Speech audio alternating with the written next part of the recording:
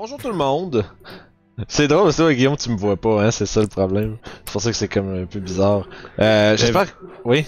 J'ai tout le temps ta photo de toi à côté de mon bureau. Ah, mais oui, c'est sûr, Ben oui. je te l'ai donné. Fait que j'espère que tout le monde va bien à la maison. Bienvenue à cette édition un peu unplug de Jazette Suicide.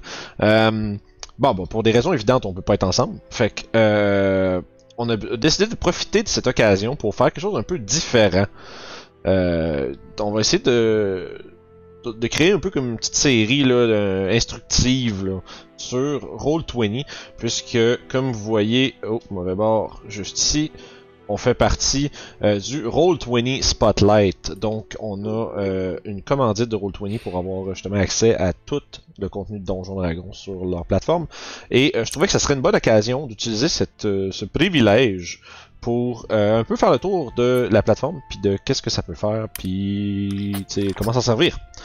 Fait qu'avec ce premier épisode, ça va être simplement une introduction aux fonctions de la plateforme, à comment je dirais, à ce qu'un joueur peut faire. Comme là, tu vois, je suis sur ma vue de DM, là, je vais faire whoops, là, je suis en mode player on va parler des choses de DM plus tard, une autre fois. Parce que pour faire juste le tour sur des fonctions, qu'est-ce que vous pouvez faire, c'est quoi qu'il y a tout à droite de ton écran, c'est quoi cette grosse cochonnerie là, tu sais, il y a comme un chat, puis il y a des affaires, puis tout. Fait qu'on va faire le tour sommairement. Fait que tu sais, Roll20, si on veut comme un peu, pour ceux qui savent pas du tout qu'est-ce que c'est Roll20, c'est sur le site web roll20.net. Vous pouvez accéder justement là-dessus à essentiellement un tabletop virtuel où est-ce que vous pouvez jouer à vos games de Donjons Dragons, Shadowrun, Pathfinder, ce que tu veux. Right? Il y a beaucoup de settings un peu préfaites pour différents systèmes de jeu. Puis quand tu vas créer ta partie, on va faire le tour, quand on va faire un peu les tools de DM et des trucs comme ça, je vais faire le tour de comment on crée une partie sur la plateforme, c'est qu'on verra ça dans un épisode plus tard. Mais essentiellement, quand tu crées ta partie, tu peux choisir un peu le système. En fait, tu peux pas jouer un peu. C'est exactement le système avec lequel tu veux jouer. Ça va inclure entre autres la character sheet, la feuille de personnage pour jouer. Il va y avoir peut-être des settings qui vont être un peu différents d'un à l'autre, mais en général, tout est inclus un peu pour tout le monde tout le temps. En termes de, comme mettons dire, on parle des jeux qui ont des dés qui explosent, des jeux qui utilisent des fudge dice, et des jeux qui utilisent des 20. Un fudge dice c'est fate de plus, moins, puis 0. Tu sais quand t'as des dés qui ont un plus, un moins dessus, puis des faces blanches. Là. Ah, ok. T'as comme des. En tout cas. Je connais pas le système comme il faut, là, je sais juste que c'est les dés que ça utilise. Fait que tu sais, il y a tout ça sur Roll20 quand même. Fait que c'est très cool. Puis essentiellement, je vais débuter, puis de toute façon, vous comprendrez un peu notre setup à nous, là, avec moi et Guillaume en ce moment. Guillaume regarde à travers ma partage d'écran. Fait qu'il voit à peu près ce que vous voyez. Puis Guillaume n'est pas très familier nécessairement avec Roll20. Fait que ça. Nope. Puis moi, je suis pas très bon pour expliquer des trucs pas dans le vide, mais aux gens à la maison. C'est comme dit tout seul, puis juste dire des choses. Fait qu'on a décidé, je vais montrer à Guillaume comment ça marche, puis par osmose, vous allez apprendre. Fait que on espère que vous allez avoir du fun à regarder ça avec nous autres. On va faire un tour un petit peu en commençant par les fonctions de base pour les joueurs. Puis ça, c'est tout dans le fond dans votre petit menu en haut à gauche ici, là. Une espèce de petite fenêtre qui allume un peu partout. La première est assez évidente, c'est le Select Move ou le Pan. Fait qu'à partir de là, vous pouvez décider de sélectionner. Là, j'ai pas accès à ces tokens-là. Maudite affaire, toi. Tu vois, on le fait live, mais en différé. Fait que, inquiétez-vous pas, je vous arrange quelque chose. Fait que là, tu vois, j'ai arrangé de quoi? On peut voir un personnage ici, là, qui est... que je peux sélectionner. Fait que quand tu as cette option-là, en haut de sélectionner, ici, tu peux prendre un bonhomme, tu peux le déplacer si tu as le contrôle de ce token-là. Comment on attribue les contrôles de token, on verra ça une autre fois. Ensuite, tu as le fameux pinceau, le brush ou le draw shape, on peut appeler ça de plein de manières, ou l'affaire qui va faire chier ton DM à tout bout de champ, parce que tu es un joueur qui est pas capable de rien faire en attendant qu'on explique des choses, puis tu fais des affaires de même. Ou t'écris Badger, puis t'écris des affaires partout. Moi, je veux dire, pour la petite flèche, soit sur la petite flèche, t'as aussi une petite main. La petite main, c'est juste faire bouger ton écran comme ça. C'est un bon gag de film de peur 2 aussi. La petite main! Pas la petite main! Mais ouais, dans le fond, c'est ça. Mais la raison pourquoi j'en ai pas trop parlé, en fait, c'est parce que à tout moment, même si tu as le select, si tu fais un right click, un clic droit, tu peux bouger. Maintenant, je sais. Ouais, c'est ça. Puis tu sais, on va voir un peu quand on va aller dans les options à droite ici, là, il y a moyen de changer ce que ta roulette a fait. Là, moi, c'est défilé comme ça, mais il y a moyen de le changer pour du zoom. Mais voilà, je commence déjà à aller off script, là, ça va bien.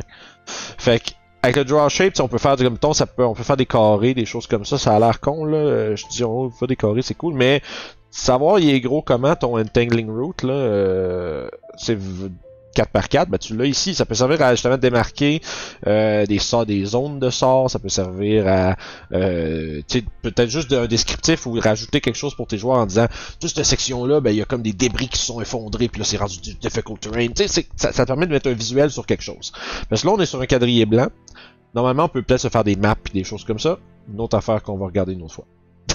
Je vais montrer comment monter une scène au complet éventuellement. Inquiétez-vous pas, là, je veux vraiment qu'on fasse le tour des fonctions de base. Parce que si vous savez pas comment les fonctions de base marchent, ça sert à rien que je commence à expliquer des affaires plus complexes. Fait comme je dis, il y a le freehand ici qui vous permet de faire des dessins. Polygon line, on peut faire des tracés. Puis comme vous voyez, je retourne toujours sur le select pour aller enlever les affaires, parce qu'on peut les sectionner et les détruire à tout jamais. Puis on peut aussi écrire du texte. Si vous avez une grosse map, par exemple, map monde, quelque chose comme ça, puis tes joueurs veulent mettre des notes sur la map, écrire, bon, ben, choses étranges qui brillent ici. Puis ils peuvent se mettre des textes, puis se mettre des notes, puis des affaires de même. Ou écrire Badger, partout. Je dis ça, j'en ai un qui fait ça tout le temps, puis ça me rend fou. Je sais pas si qui arrêtait pas de dire Badger tout le temps. Ouais, ben ça part de ça, tu sais, ça part de cette petite crise de vidéo là, mais. Ah ben calice. C'est tout le temps la même affaire, mais c'est parce qu'en fait, bon, parenthèse, story time. Quand t'es plus jeune, ça date de là, comme 10-15 ans cette affaire là, ça fait vraiment longtemps, mais j'avais des figurines de 3.5, des miniatures.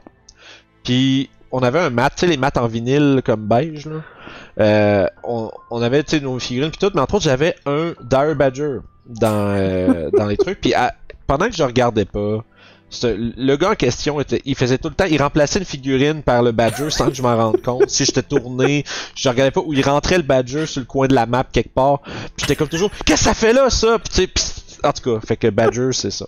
Fait que écrivez, je veux que les gens à la maison ils se mettent à écrire Badger dans les Game Roll20 des gens genre random, puis je vais aller dire à Simon que sa mission est complétée.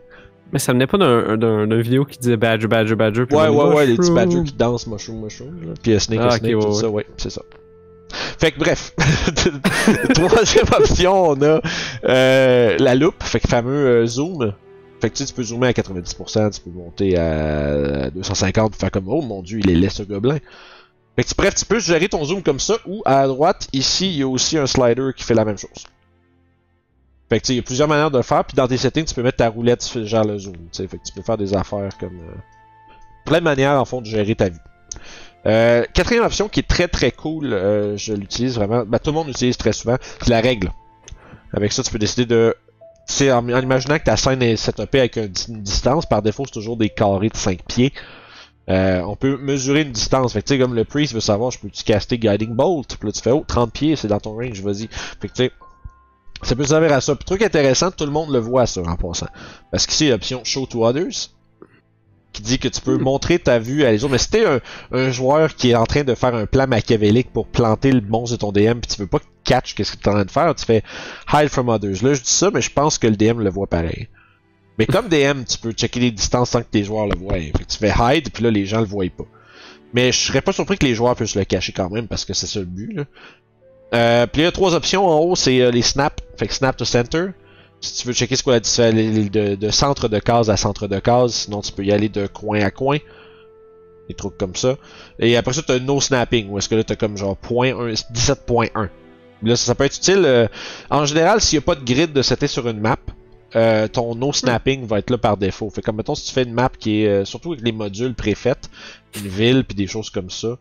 T'as les distances, fait que tu peux checker c'est à combien de pieds, c'est 800 pieds se rendre à l'auberge du vieux trou, pis that's it, tu sais, c'est... L'auberge du vieux trou? Je sais pas, c'est un nombre de... C'est qui cette fille-là, en tout cas? ça va bien pour toi à date, Guillaume, je t'ai pas perdu? Non, c'est cool, j'apprends des choses pour de vrai. J'aurais aimé ça à le savoir avant qu'on commence. Ben oui, parce que on a commencé. Quand on jouait, oui. Ben on a commencé Roll20. Je te montre avant le vidéo, ça sert à rien, là. Mais je comprends. Ouais, quand on était dans le temps où on était ces vagabonds, j'aurais pu faire un tutoriel. Mais ça fait, pour vrai, là, j'ai juste adressé le point que ça fait vraiment longtemps que les gens me le demandent, là. Un tutoriel Roll20 serait bon, puis ben, bref, voilà, on finit par le faire, là. Il était temps. Bref, après les règles, ce qu'on peut faire, c'est rouler des dés. Et ici, tu as une espèce de grosse interface qui apparaît pour rouler des dés. Il y a un paquet d'options. La majorité, c'est assez simple. T'sais, je veux dire, tu veux voir ton D10, tu veux en rouler 4. Boum. Puis là, je vais faire des petits... je vais faire monter le chat pour que les gens à la maison le voient. Fait que tu sais, à partir de là, tu vois, j'ai fait 4 D10. Là, bon, il te montre ton 15 puis tout. Mais là, tu vois, il marque... Ouais, tu vois, j'ai fait une couille. Tu vois que ça ici, c'est allumé, là.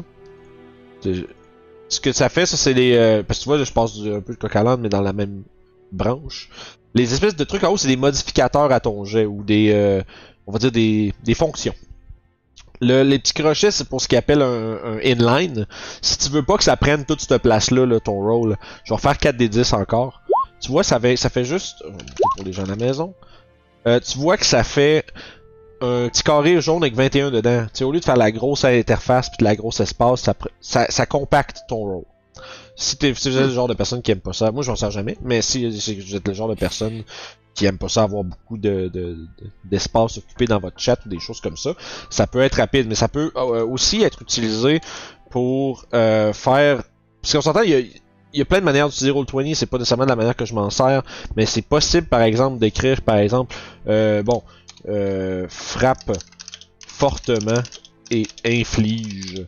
Là, tu vois, là, je tape des trucs, mais ça, tu peux faire, on va rentrer dans les macros éventuellement, on peut faire des affaires cool de dégâts. Fait que tu vois, là, j'ai fait une espèce de petite description, puis j'ai inclus mon rôle dans le truc. Fait que, dans le fond, tu pourrais, par exemple, faire un macro qui roule les dégâts de ton épée, puis avec un descriptif, tu sais. Puis là, rendu là, j'extrapole, mais tu peux faire des tables, puis avoir plein de descriptifs différents avec le même jet. Puis faire avoir une description différente chaque fois que tu cliques sur le bouton. Fait que tu sais, il y a plein de manières de faire des trucs. Ça dépend à quel point tu as envie de mettre du temps là-dessus. C'est vraiment... C'est ça qui est le fun, je trouve. Il y a beaucoup de fonctions mais qui sont... c'est cool, man. Ça existe, c'est ça, c'est le fun que ça existe. Fait que maintenant que je retourne à l'ordre du jour... Les points d'interrogation, c'est juste pour mettre des... excuse, interrogation. Exclamation, c'est juste pour en mettre à la fin, genre? Oui, sauf que ça veut dire quelque chose. Tu vois, je vais y venir, parce que je vais y aller dans l'ordre des boutons en haut. Le GM, avec évident, quand tu coches ça, s'envoie en chuchotement à ton maître de jeu. Fait que si tu veux envoyer un jet... Tu sais, tu veux envoyer...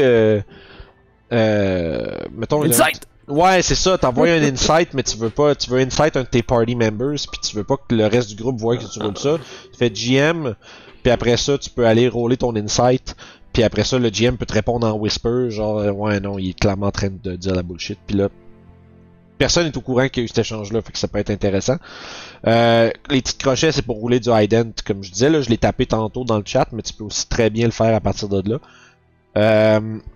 Les points d'exclamation, comme tu disais, c'est pas juste pour mettre l'expression à ton roll ou ben le faire avec vigueur, tu sais, ça fait juste... dans le fond, c'est les exploding dice. Fait que si tu mets un point d'exclamation, c'est il explose. 2 points d'exclamation, c'est il explose, puis ils sont compound, comme à Shadowrun, que j'ai lu. Tu vois, j'ai fait des recherches avant de faire la vidéo. Apparemment, dans le fond, je connais pas le jeu, mais apparemment dans Shadowrun, quand tu exploses un dé, t'additionnes le dé en tant que tel. Fait que tu fais un D6 qui explose avec un autre 6 puis qui explose avec après ça un 4. Fait que tu fais 6, 6, 4, ça fait 16. Fait qu'il va te montrer ton jet comme étant 16 et non pas comme 6 plus 6 plus 4. Tu sais? Puis un point d'exclamation, ça les garde séparés. Simplement. Je pense qu'il y a une utilité à ça. Bon, tu vois, je parle avec mon crayon puis je l'échappe. C'est ça que ça fait. Quand il faut que tu bouges des choses pendant que tu parles. Puis bon. Cette vidéo va être absolument long, les amis. J'ai beaucoup de choses à dire. Mais c'est correct, c'est pour informer les gens. Le point d'exclamation P, tu vois, j'ai fait des recherches, j'ai pas trouvé exactement ce que ça fait. Ce que j'ai remarqué, ça se comporte comme un exploding dice, mais le P fait quelque chose d'autre. Bref. Le D4 à D100, comme on disait, tu peux enrouler jusqu'à 5 en même temps par ce tableau-là, mais si tu l'écris en commande dans le chat, tu peux enrouler 2000 si tu veux. Ça va être... Ben, je sais pas si tu te rappelles, Alex faisait ça tout le temps. Ouais, il en pitchait partout. Genre, pouf, des fenêtres, des trucs. Puis le fudge, ben, comme on disait, c'est le plus, puis le moins. Fait que, tu sais, ça fait un petit dé avec un moins dedans, puis ça dit -1, mais dans le fond, essentiellement, ça veut dire... C'est un moins. J'imagine que le total de leurs affaires, ça fait comme un chiffre. Je connais pas le système Fate, là, fait qu'il doit y avoir des targets, des choses comme ça. Finalement, il y a le Advanced Dice Roller. Là, c'est là qu'on rentre dans des trucs plaisants. Là. Premièrement, t'as une historique de tous les dés que t'as lancés. Fait que si tu veux rerouler la même affaire, tu le refais, tu sais. Ensuite de ça, tu peux un peu comme setuper, dire je veux tant de dés, puis mettre un plus, tu rolls. C'est un peu plus long à faire, c'est pas full pratique nécessairement à utiliser comme à la volée, on va dire. Là. Mais dans le fond, c'est comme tu as toutes les options qui sont dans le menu ici, mais qui sont un peu écrites ici, comme Exploding, tu as None, Separate, Compounded, qui est le 1 point d'exclamation, 2 points d'exclamation. Okay? Target Number, tu peux, dans un jeu où est-ce que, tu sais, comme par exemple Channel Fear, il faut que tes succès c'est 3, 4, 5. Fait que Target Number c'est plus grand que 3. Ah, mais c'est cool ça. Là, tu fais, on va rouler 4d6. Puis là, tu vois, check, je vais le faire pour montrer pour les gens à la maison. Ah. Là, tu vois, ça te dit les succès que t'as. Fait que si on jouerait à Channel Fear sur Roll20, qu'on n'a pas nécessairement besoin de faire, mais si on voudrait le faire, ben, on pourrait setuper des trucs comme ça. Parce que tu vois, il y a une formule en bas qui s'est écrit, le 4d6 en crochet plus grand que 3. Si tu prends ça, tu fais un macro avec, tu cliques sur le bouton, ça roule ça tout le temps. Fait que dans le fond, tu peux setuper avec des succès, tu sais, pour que le système comprenne ce qui est un succès pis ce qui l'est pas. Fait que, bref, ça automatise des choses pis c'est cool. Pis ça, parenthèse, Roll20, tu sais, il y a beaucoup d'automatisation comme ça. La plupart des fonctions, c'est facile à utiliser. Jusque-là, je creuse dans les affaires parce qu'on les voit, puis tant qu'à les voir, on va en parler. Mais vous n'êtes pas obligé de faire autant de galipettes et de pirouettes que ça pour rouler une game sur Roll20, right? On rentre dans du intermédiaire semi-complexe, là, c'est pas... Mais bref, il y a moyen d'automatiser plein d'affaires. T'allais dire? J'ai réussi à plugger Galipette dans un tutoriel de Roll20, c'est pas pire. Fort, man. Meilleur. Fait que ça pour dire, Advanced Dice Roller, il y a un paquet d'options là-dedans, vous pourriez les explorer, là. J'ai pas mal fait le tour, mais il y a plein de façons de s'en servir. Ça fait le tour des options en haut à gauche. Maintenant, dirigeons-nous en haut à droite. Il y a une couple d'onglets à côté du bouton de votre zoom en haut à droite ici. Entre autres, la petite bulle qui est le chat, si vous voulez retourner voir ce que les gens disent ou ce que les gens roulent. Vous pouvez entrer, là on le voit pas à cause de l'overlay, mais essentiellement, j'ai eu comme une idée, je vais cacher la caméra Guillaume, mais je me mettrai pas à faire ça. Ça pour dire, vous pouvez rentrer des commandes dans le chat, il y en a plein. Vous pouvez les retrouver entre autres dans la section point d'interrogation à gauche, là, il y a shortcuts puis des choses comme ça, help and docs. Il y a plein de commandes que vous pouvez rentrer dans le chat. En général, si tu fais un slash par en avant, / roll, puis après ça tu marques 4d6, ben ça va rouler ton 4d6 pour toi. Donc, puis là tu peux voir que tu écris le truc, ça fait sortir les jets. Bref, ça c'est assez simple. Fait que le chat, assez simple dans ce que c'est. Le journal. Ici, ça c'est cool. Ouais, ça c'est très utile parce que ton DM peut te partager de l'information sur plein de choses. Comme par exemple, tu peux aussi avoir accès aux personnages que tu as rencontrés, comme ton perso tutoriel, qui est le meilleur ami des nouveaux aventuriers. Mais aussi, de temps en temps, tu peux te faire donner des handouts, comme une note, des mystérieuses instructions. Hey! C'est Alex qui vous dit de vous abonner! Fait que ça me fait penser d'ailleurs de vous dire de pas vous oublier de vous abonner à la chaîne. C'est super important. Puis aussi, on est rendu avec un Patreon, tabarnouche, c'est incroyable. Fait que les liens sont tout en bas. C'était sneaky ça. Ouais, man, j'étais en train de monter ça, j'étais en train de rire tout seul dans mon bout avant qu'on commence ça. Là. Fait que c'est ça. Fait que cliquez sur le bouton rouge abonné en bas si vous aimez des bonnes blagues comme on vient de faire. Puis Patreon, si vous voulez nous supporter d'une autre manière, on offre du contenu exclusif à l'avance. Aussitôt que quelque chose est filmé, c'est mis là-dessus. Éventuellement, on va arriver avec d'autres projets exclusifs au Patreon. On a plein de belles affaires qui s'en viennent. Fait que allez nous voir là-dessus. Quitte à juste nous dire bonjour, mettre un cœur sur nos publications, puis that's it. Si vous voulez nous supporter, on vous aime encore plus. Ceci dit, des instructions mystérieuses. Fait que tu peux avoir dans ton journal justement des handouts. Tu sais, comme mettons si je vais aller révéler l'identité des gobelins aux joueurs. Là, vous voyez, j'étais entre deux onglets en haut. J'ai une vue de DM puis une vue de maître de joueur. Mais tu vois, j'ai cliqué Show to Player puis dans ma vue de joueur, ça le fait popper aux gens. Fait qu'à partir de là, dans mon journal, j'ai le Goblin Boss qui existe. Là, j'ai accès à toute l'information qu'il y a dans le truc. Là, c'est de voir si tu veux qu'ils voient toutes leurs attaques, là, mais tu contrôles ce que dans l'entrée du journal en tant que tel, comme DM. Fait que tu choisis qu'est-ce que tu leur montres ou pas. Une chose que moi j'aimais bien avec ça, c'est quand on rencontrait des NPC, Vincent il mettait là, fait que tu sais, quand tu joues pas pendant 2 semaines, pis t'arrives comme c'est qui déjà ce gars-là, fait que tu peux regarder, tu sais c'est quoi. Pis c'est aussi, c'est le fun, l'option Show to Players est vraiment cool parce que comme, tu sais, d'habitude quand tu fais tu sais, comme perso tutoriel, il y a comme un petit bonhomme, là, malheureusement, j'aurais pu y mettre un petit portrait, mais l'idée c'est que tu peux rentrer un portrait puis le montrer aux joueurs. Puis là tu fais, vous voyez un homme, nanana, tu le décris puis tu le montres. Puis là c'est cool parce que là tu viens de le décrire. Puis moi je trouve que là c'est important, là c'est une petite note de gars qui a joué sur Roll20 pendant un bout. Tombez pas dans le piège facile de dire ben vous voyez un homme puis il ressemble à ça, puis montre-leur. Moi je préférerais bien plus que mon DM décrive le personnage comme tu le ferais à table. Normalement. Parce que Roll20 c'est un bel outil, mais c'est aussi une place où il peut y avoir beaucoup de pièges. En termes de que c'est tellement bien fait que tu peux y aller comme avoir une genre de lâcheté sur les descriptifs ou de la façon que les choses se font. Parce que le système gère beaucoup de choses pour toi. Fait que ça finit que comme DM, tu fais plus juste montrer des affaires à tes joueurs puis tu te dis ben ça a l'air de ça. Pis je trouve, en tout cas, pis ça c'est avec l'expérience avec les vagabonds, je tombais vraiment beaucoup dans ce genre de pattern-là où est-ce que tu montres des trucs, tu décris moins des affaires. Puis c'est ma suggestion aux gens qui veulent embarquer sur du Roll20, gérez-le comme si vous étiez à une table. Faites comme si vous étiez autour d'une table avec des amis, ça va super bien aller. Parce que si vous faites juste, ben il y a un personnage puis il ressemble à ça, c'est pas autant engageant pour les joueurs. Tandis qu'à l'inverse, si tu l'expliques, tu décris, c'est un vieil homme dans cinquantaine, il a une couronne de cheveux grisonnants, une moustache, puis une barbe assez fournie, puis il a l'air fatigué. Puis là après ça ils font ok, puis là tu montres le truc, ils font ah, tu sais comme ça vient comme confirmer ce que tu viens de dire à la place. Puis je trouve que ça c'est pas tant un conseil tutoriel Roll20 plus qu'un conseil de comment s'en servir en général. Puis j'ai eu cette réflexion là il y a pas si longtemps que ça. Puis je trouve que ça valait la peine de partager avec les gens.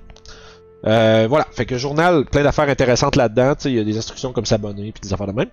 Puis ça nous amène à la troisième table. Ça c'est pas pire aussi. Ça c'est le compendium.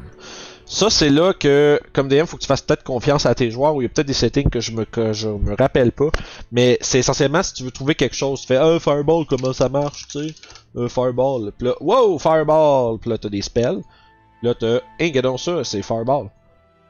Pis c'est le spell, comme dans le livre. Fait que c'est essentiellement... Hein, pardon? Ce qui est le fun avec ça aussi, c'est que t'as des objets aussi. Tu sais, des fois, tu veux savoir combien ça coûte une nuit à une auberge fancy, ben là, ouais, c'est ça. Regarder ça, tu sais. Je vais checker, voir si on peut trouver lodging. Expenses, food, drinks and lodging. Tu sais, tu fais une petite recherche, tu peux trouver comme tout, c'est des entrées de rulings pis tout, fait que c'est comme vraiment cool. Tu veux savoir comment ça marche. Du coup, ça fait déjà être paralyzed. Ben, condition paralyzed, tabarnak, là t'es paralyzed. Qu'est-ce qu'on voit? Tu sais, c'est merveilleux. Tu sais, les gens qui... Je m'adresse aux gens qui trouvent que Roll20 c'est plate, là, puis les autres plateformes en ligne. Moi, ce que j'adore, c'est le fait que tu aies l'information, là. Qu'est-ce que ça va plus vite que fouiller dans un livre? Tu sais, c'est incroyable. Tu sais, même si tu sais à peu près où dans le livre, tu sais, je comprends que ça se fait bien feuilleter un livre, je suis d'accord avec ça, je comprends que le feeling est plus fun, mais ça, là, ça va vite, là. ça va très vite. Puis, il y a plein de fonctions supplémentaires du compendium que je vais réviser la semaine prochaine.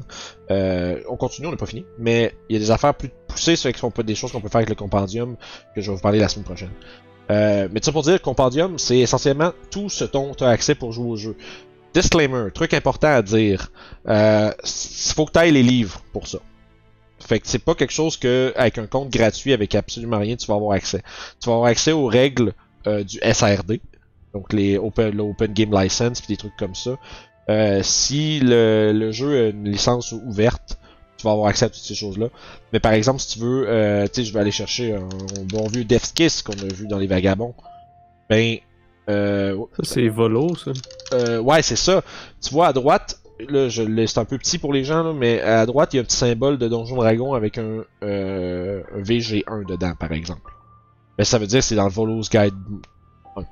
Il n'y en a pas d'autres, mais ils ont marqué ça de même. Mais, ça pour dire que ça te dit dans quelle source ça se trouve. Fait que si t'as pas ça, il sera pas dans ton compendium. Fait que tu sais, nous, c'est pour ça que je disais, on est chanceux, on est sponsorisé par Roll20, on a accès à toutes les choses. Mais si vous jouez souvent sur Roll20, moi je pense que ça vaut très très la peine d'investir quelques petits sous si vous jouez avec des amis ou même split. Si c'est des amis que vous connaissez bien, mettons. Tu sais que c'est des gens qui tu vas pas jouer 2 semaines puis ils s'en vont. Là. Ben cotisez-vous, tu sais. Tu sais, que votre DM les achète, puis splittez-le à 4-5 à la gang, puis comme ça, vous avez tout ce qu'il faut, tu sais. C'est une bonne manière de faire, je pense, puis ça peut vous donner accès à beaucoup d'outils intéressants. Mais tu sais, t'as accès à toutes les affaires, fait que tu peux faire des recherches des monstres, des spells, des objets, tu sais, un Alchemy Jug, tu veux-tu de la mayonnaise? En v'là, tu sais. Mayonnaise, 2 gallons. Ils l'ont vraiment mis? Ouais, mais c'est ça, c'est Alchemy Jug, là, c'est genre le pire objet. Là. C'est vraiment le pire objet que tu veux pas que tes joueurs y aillent. Parce qu'ils vont faire des affaires comme... tu sais, je sais pas, tout ce que tu veux imaginer que la mayonnaise, man, tu sais, c'est... Puis 8 onces d'acide, voilà. Fait que... Compendium, très pratique, mais encore une fois, payant à un certain degré. Fait qu'il faut faire attention. Je vais être clair parce que pour que les gens après ça me disent ouais mais là pourquoi j'ai pas accès à toutes ces choses-là, tu m'avais dit que, puis voilà, on peut être transparent puis clair, le but c'est pas de fourrer personne. Quatrième onglet, c'est Jukebox. Fait que si jamais votre DM est smart puis cool dans son setup, il va avoir mis de la musique, puis à partir de là tu peux voir c'est quoi qu'il joue, tu peux te rendre compte qu'il met 4 tracks superposés un après l'autre pour faire plein d'effets sonores puis des trucs comme ça, parce que c'est possible de le faire. Les macros. Je vais probablement voir une jasette peut-être au complet là-dessus éventuellement. Là. C'est quand même relativement complexe, mais essentiellement un macro, là, c'est quelque chose que tu peux te créer un bouton qui fait une commande pour toi. Fait que tu sais, c'est là que tu peux écrire des affaires comme mettons Josh brandit sa hache et là-bas pour 3d6 de dommages. Puis là c'est là que tu rentres tes affaires, puis tu sais tu peux faire comme ton bouton de damage qui a des descriptions dessus. Tu peux faire... comme DM, il y a beaucoup de trucs cool à faire. Comme moi, je sais que j'ai un bouton pour rouler l'initiative de mes monstres qui va chercher leur attribut d'initiative, qu'il roule, puis qu'il rajoute dans le tracker de combat. Fait que tu sais, c'est des petites affaires comme ça. Tu peux t'en setter une coupe. La grande majorité des modules de D&D ont des macros d'inclus dedans pour utiliser comme des random encounters, puis... table d'objets magiques, des affaires de même. Il y a plein de façons de s'en servir. Puis comme je vous dis, assez complexe. Je suis pas un expert avec les macros, mais il y a beaucoup de trucs cool qu'on peut faire, puis des trucs quand même simples. C'est juste de prendre le temps de les faire, puis de les préparer. Puis tu peux là les gens ils voient pas parce qu'ils voient pas le bas de l'écran, mais quand tu coches ici, il y a comme in bar qui est écrit à côté de mon nouveau macro. Ça va te créer une barre d'action en bas d'écran où tu vas avoir tous tes macros que tu as décidé de mettre là, qui vont être accessibles en tout temps, juste en cliquant sans aller dans l'onglet en question. C'est cool. Fait que, oui, non, sérieux, puis là, les gens, là, faut que je prenne de l'eau, là. Incroyable. Fait que, puis finalement, on a les options, les settings. Tu peux changer ton nom, si jamais tu veux t'appeler... Tiggy la Lune. Save ton nom, puis dans le fond en dessous là, mettons si je fais, je peux pas faire voir, comment je peux faire voir ça au monde? Bon, tant pis. Ah, regarde, check ben. Un fou. Ah non, j'ai fait une connerie. Vince, j'ai fait des niaiseries. Bon, je vais les pogner. Bang! Tiggy la Lune, les gens peuvent le voir. Fait que quand tu te ton portrait, il y a ton nom. Fait que, voilà. Nice. J'ai fait des affaires. J'ai fait le sacrilège. J'ai joué dans ma scène d'OBS pendant qu'on enregistre. Incroyable. Fait que tu peux gérer ton volume, tu peux gérer des options comme les shortcuts avancés, utiliser des pop-out pour les personnages, plein d'affaires. Tu sais, il y a beaucoup d'options. Tu peux faire des dés en 3D. C'est ça que Alex faisait là. Tu peux lancer des affaires. Fait que oui, tu peux lancer. Fait que tu peux faire des affaires comme Alex là. On va le faire parce qu'il faut que les gens voient. C'est ma responsabilité de leur montrer ce qu'ils peuvent faire. T'as pas planté ton ordi, là? Non, mon ordi, c'est une machine. Ça fait planter Roll20, en fait. Je l'ai envoyé, là. C'est en train de rouler, là. C'est donc ce qu'il dit. Rolling the dice. 20 dés. J'ai-tu fait sauter Roll20? Je pense que j'ai fait sauter Roll20. Non! Mais les dés ont décidé... Roll20 a fait, sais-tu quoi, les dés? On va se calmer. Fait que... bon, tant pis. On a découvert live qu'on peut pas rouler 20 des 100 pis te faire voler des D10 partout. Fait que, bref. Ça pour dire, des en 3D c'est là-dedans, tu peux mettre des timestamps, il y a un paquet d'options. Je vous recommande de les explorer à votre guise. Il y a quand même plein de petites affaires comme la gestion du son, puis un paquet d'affaires comme ça. Puis ben en haut, il y a le fameux bouton Exit Game. quand tu quittes Exit Games, tu fais ben, merci d'avoir joué à Josette Roll20. Puis ça va conclure essentiellement notre première Josette sur Roll20, quand même une grosse demi-heure. Merci d'avoir écouté jusqu'ici, pour ceux qui l'ont fait. Et si vous avez des questions ou quoi que ce soit que vous voudriez comme qu'on expande, ou s'il y a des aspects de la plateforme que vous voulez être sûr qu'on n'oublie pas de parler, écrivez-les dans les commentaires en bas. Et venez nous écrire sur Discord. Venez nous voir partout, on va regarder ça avec vous autres un peu, là, à un certain degré quand même. On peut pas prendre des heures pour chaque personne, malheureusement. Mais si je vois des commentaires qui ont des questions puis que je peux y répondre, je vais le faire, je vous le garantis.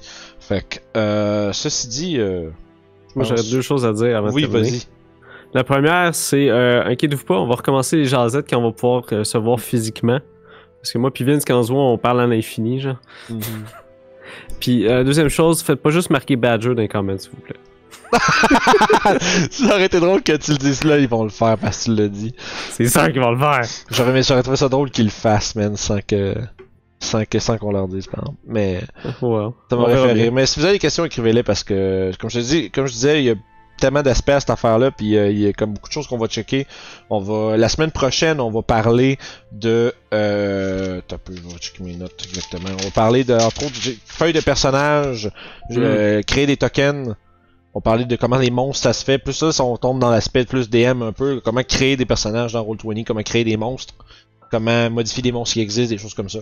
Fait que rejoignez-nous mercredi prochain, on jase de ça. Et d'ici là, ben les amis, on se repogne et à la prochaine. Bye bye. Bye bye.